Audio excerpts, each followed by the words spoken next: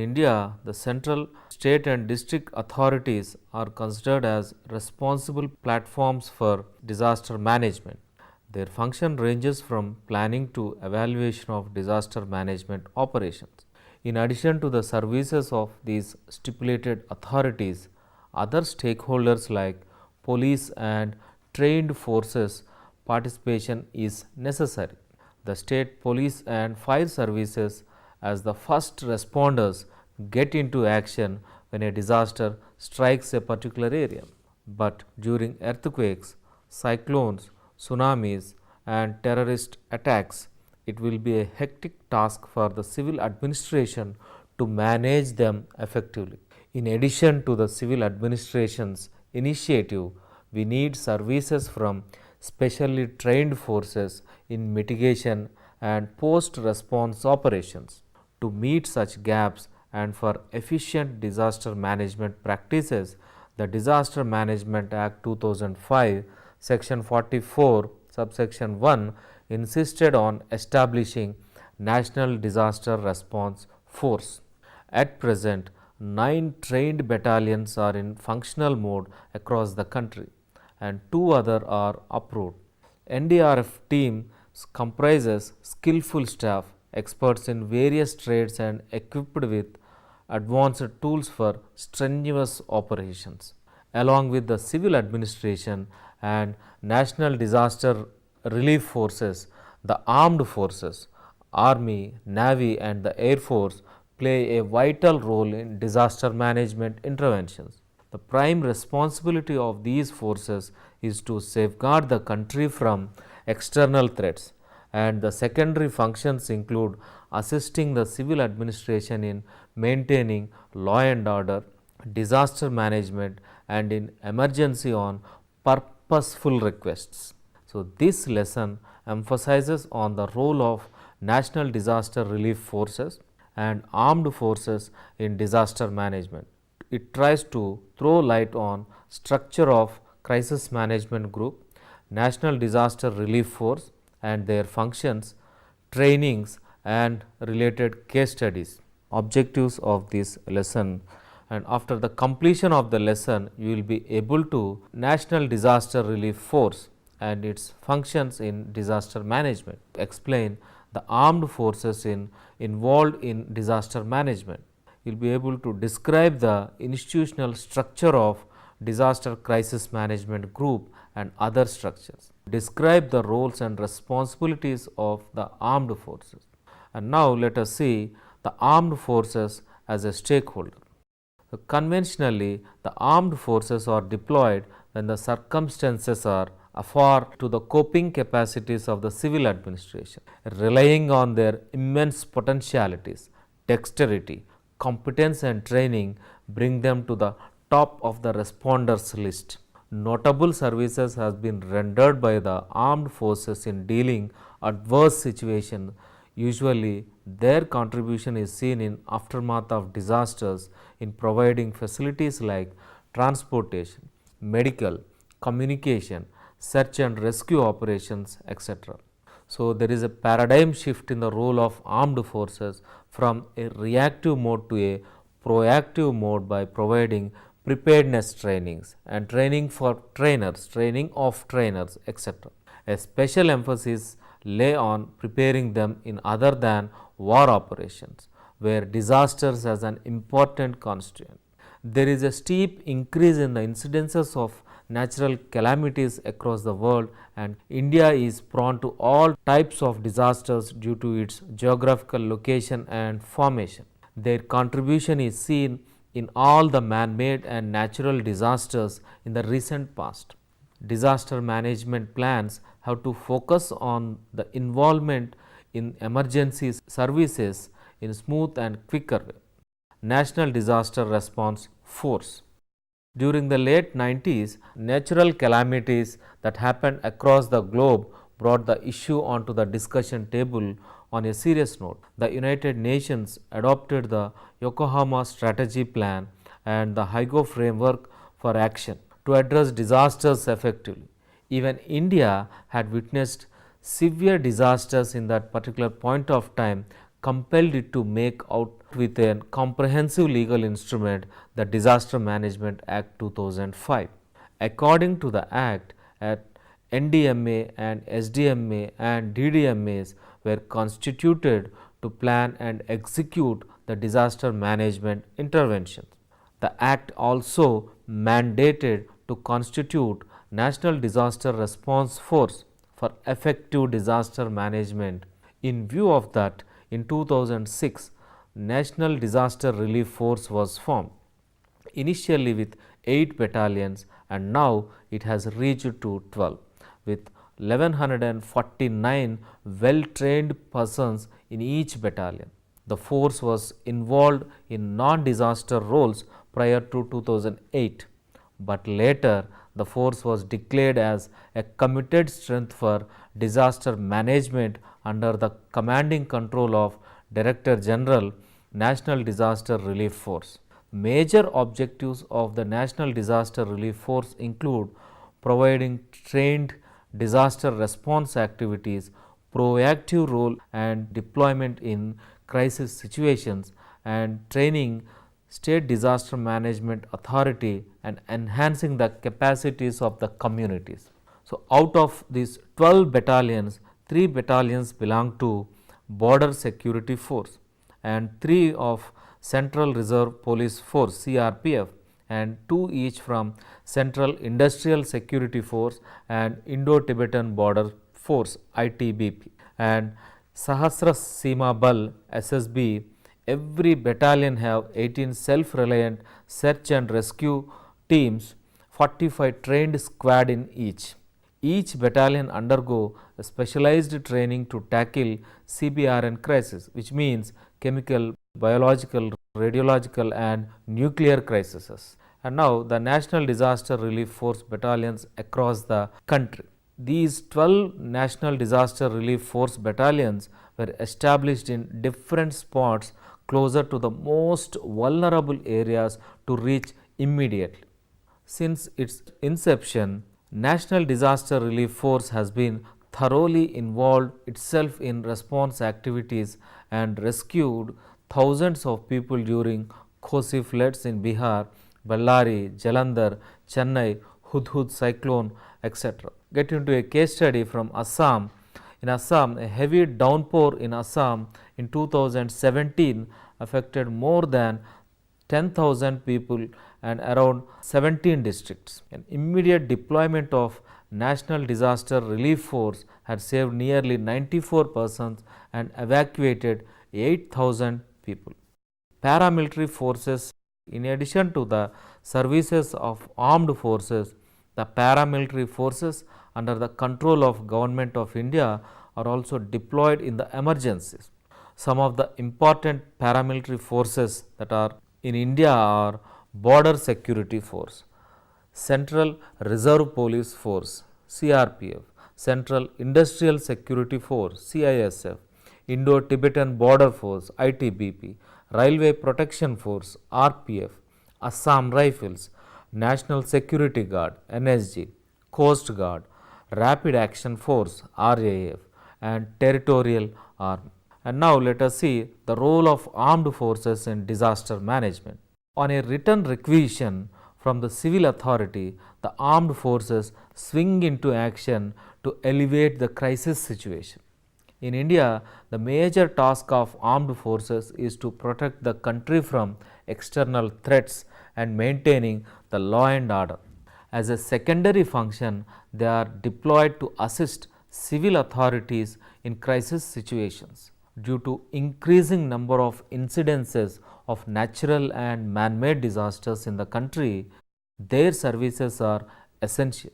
The Ministry of Defence is responsible for the search and rescue operations and for providing communications, transportation and rehabilitation, engineering, power and medical services. In the recent past, the role of armed forces extended beyond search and rescue operations. The legal instruments and policy on disaster management emphasized on the proactive measures and insisted on mainstreaming these disaster management plans with the development plans. Usually, The task of defense forces is to intervene into search and rescue operations, information to control rooms, evacuation, relief camps, transporting relief material, disbursement of essential commodities, maintaining essential services, diving efforts, and constructing, repairing the roads and bridges, etc. Usually, the armed forces are considered as prime responders because of their intrinsic potency, discipline, commitment, and well trained and organized, extremely motivated and non political and unprejudiced temperament, and ability to work in unfavorable circumstances. The organization. The Central Relief Commissioner leads the District Disaster Management Committee, which is under the Ministry of Home Affairs, and he coordinates all other respective ministries.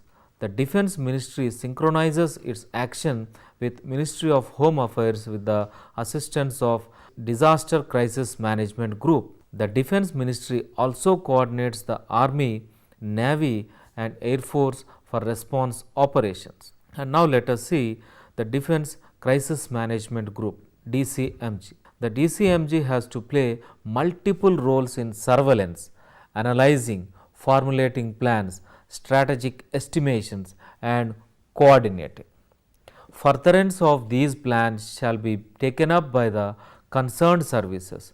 The organogram of the armed forces depicts its systematically positioned units to enable the force for adaptation and effective functioning. The expert squads are trained to help local authorities and other agencies. So, let us see what are the functions of this command headquarters. Coordinating, controlling and deploying different stakeholders, working round the clock from the operation center, cooperating the state governments and civil authorities from alerts to relief interventions. Dissemination of information, some typical capabilities of the armed forces in responding to disasters. Army, study, exploration and damage appraisals, providing infrastructure for control rooms, involving in search and rescue operations and assisting in providing necessary relief services, transport and delivery of material, maintaining necessary services, re-establishment of infrastructure for all modes of transport, health and sanitation, coordinating the local authority for provision of basic amenities, detection of explosives and deactivating them, maintaining law and order, awareness generations and mock drills in the communities, and CBRN response. And coming to the Navy, assistance in set up infrastructure facilities for control and coordination, surveillance watch in the disaster affected spots, deployment of relief squads, transport and delivery of material, maintaining necessary services, re-establishment of infrastructures for all modes of transport, and health and sanitation, coordinating the local authority for provision of basic amenities, assisting in deep diving tasks. And coming to the Air Force, investigation of rapid assessments, air transport of trained relief personnel and essential materials, air droppings, air evacuating facilities, deserted people. The force in the past in the post disaster response should coordinate with the civil authority to serve the affected with integrity. The initial phase of intervention shall be focused on addressing the immediate needs and saving lives. Next phase focused on coordinating with the other stakeholders for a synergy in the interventions. Emphasis lay on reconstruction and rehabilitation aspects for a smooth civilian order in the affected areas. The role of defense forces in various stages of disaster management. Preparatory phase refers to the pre-disaster interventions, which includes forecasting, cautioning, preventive measures and contingency plan and checklist for possible disasters, focusing on establishment of suitable infrastructure for forecasting and warning systems, conducting mock drills in the emergency phase, begins with warning of a disaster, immediate relief assistance to the affected, and continues until the situation reaches to a satisfactory level. The rehabilitation phase insists on restoring necessary services, transport and communication systems. The reconstruction phase is an enduring looking into the building a resilient communities and structures. Preparatory, consulting the state and local authorities, identifying, formulating contingency plan and studying the disaster management plans. Preparatory exercises for executing investigations at grassroots level, sensitizing the squads and conducting rehearsals. Emergency, task assignments to the squads, coordinating with the other stakeholders, reaching the respective spots.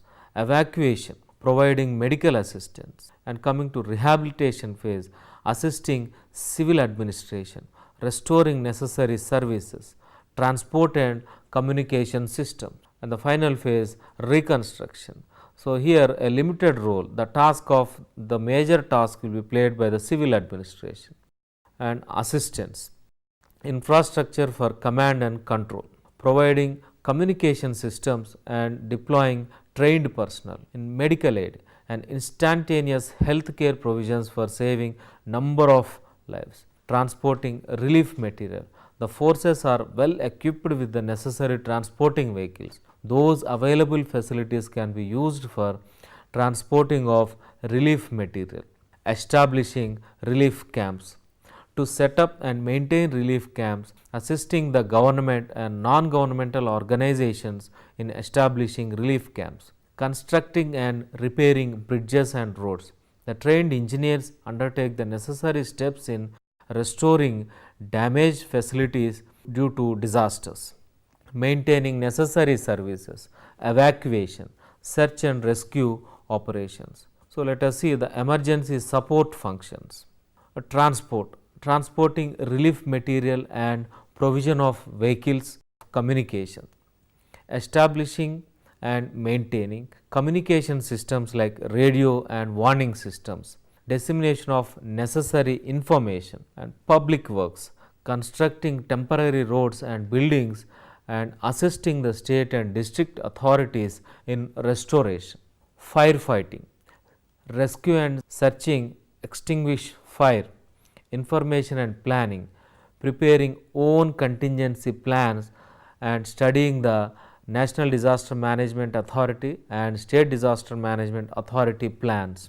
Coming to mass care, establishing and maintaining camps and temporary shelters. Resource support, provision of necessary resources, health and medical, providing psychosocial support, stress and trauma care, immediate medical assistance, focusing on epidemics and referrals. Search and rescue operations for saving lives and disposal of corpses. Hazardous materials, identification and disposal of these hazardous material. Food and water, provision of food and drinking water. And another important one, energy, provision of necessary power supply, generators, solar on immediate usage. Military support, public information, gathering information from forecasting agencies and control rooms and disseminating the information to the public for early alerts as a proactive measure.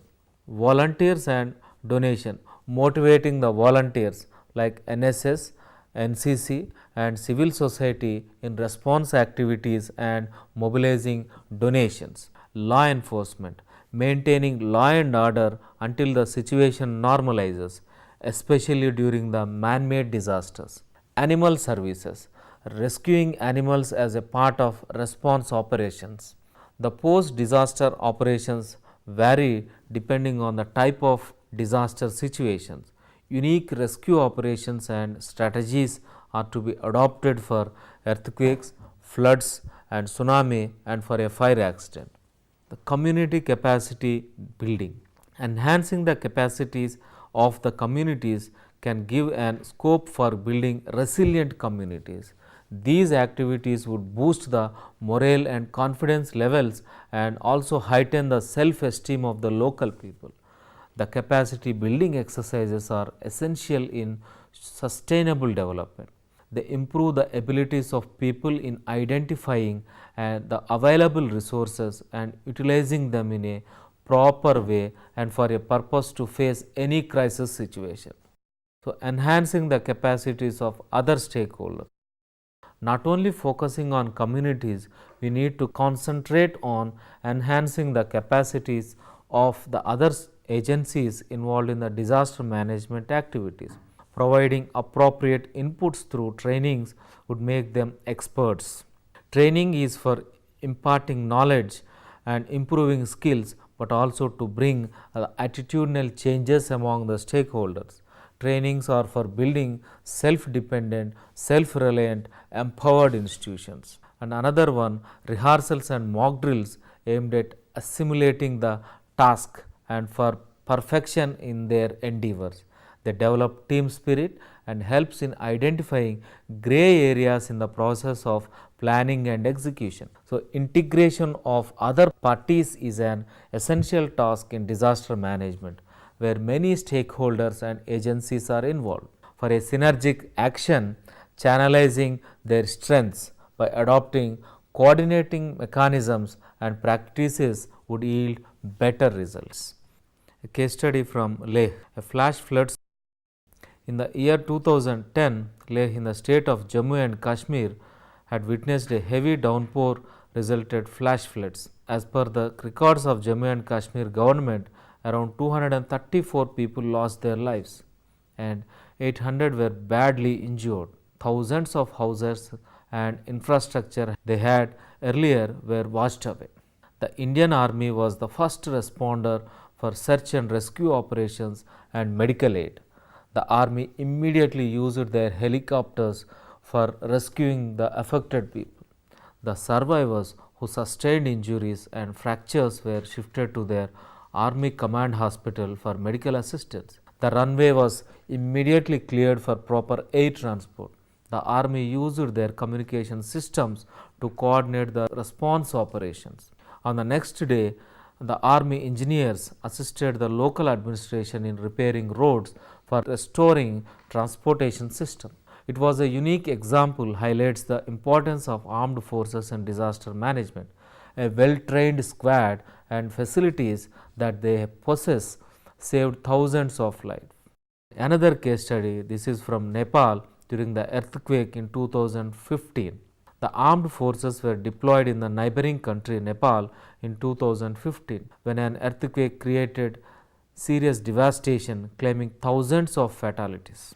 The Indian Army and Air Force rescued about 11,200 survivors and dropped 1,700 tons of food and other essential material. The Operation Maitri was carried out in most isolated and far-flung areas of Nepal by using C-130J and C-17 IL-76 aircrafts for airlifting. The medical squad extended medical aid to 10,000 people. And this is another case study from our own flooding in Uttarakhand in 2013. The unseasonal monsoons that struck the state of Uttarakhand triggered the landslides and floods. Over 30% of the state's economy was affected. People's life was threatened and the worst sufferers were pilgrims. Totally 9 districts were affected, leaving 71 casualties and 25 missing. Livestock lost up to 1,200. The army helicopters conducted aerial survey in Kedarnath region. Around 5,000 personnel were deployed in the operation Ganga Prahar. They rescued 22,392 and airlifted around 18,000 persons, delivered 336 tons of relief material using 83 Indian Air Force aircrafts. The Army conducted investigation studies in the remote hilly areas of Uttarakhand. The Army initiated work to improve helipad at Gangaria and Hemkund Sahib access for speeder aerial evacuation. The Army rendered its services in the affected areas till the situation normalized. So, this is another case study during this Operation Madad in Chennai floods in 2015. Chennai, the capital of Tamil Nadu state, had experienced severe rainfall in 2015, resulting devastating floods in the city. Under the Operation Madad, the tri-armed forces were deployed in the rescue and post-disaster services. More than 500 squads were deployed in the operation. The Indian Navy provided boats and rescue material from its Rajaji base camp. The Indian Air Force provided relief material for the affected people with the request of the civil administration. The forces assisted them by using all their advanced equipment. So, now let us sum up what we have learned till now. Disaster management is a hectic task where multiple players are to be involved strategically. When the crisis situation challenges the capabilities of the civil administration, usually the armed forces are requested to intervene. The primary function of the army is to protect the country from external threats. Involvement in emergency situations and for maintaining law and order could be the secondary function. The tri-forces of India were deployed in handling crisis management several times. The Disaster Management Act mandated to establish National Disaster Relief Force and State Disaster Relief Force for effective disaster management. At present, 12 trained battalions are functioning across the country. The military and the paramilitary forces are also requested to intervene into the relief operations. Their contribution is seen in the aftermath of disasters in providing facilities like transportation, medical, communication, search and rescue operations, etc. There is a paradigm shift in the role of armed forces from reactive mode to proactive mode by providing preparedness trainings, training of trainers, etc. The trainings they undergo adaptability and discipline and conviction towards the country's well-being lists them at the top of the service providers in disaster management activities.